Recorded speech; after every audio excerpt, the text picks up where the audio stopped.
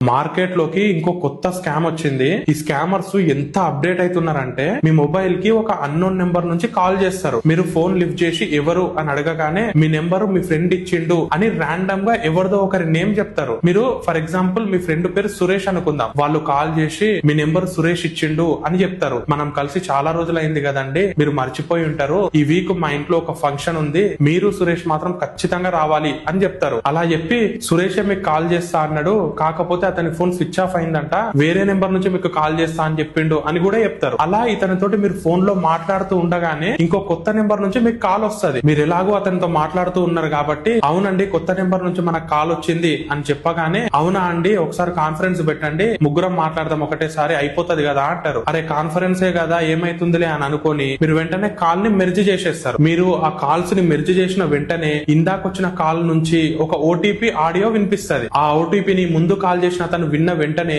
మీ call ని cut చేసేస్తాడు. ఇక్కడ మీ బ్యాంక్ లో డబ్బులు ఖాళీ అయిపోతాయి. తర్వాత మీరు ఎంత ట్రై చేసినా కూడా అది వస్తుందన్న గ్యారంటీ కూడా లేదు.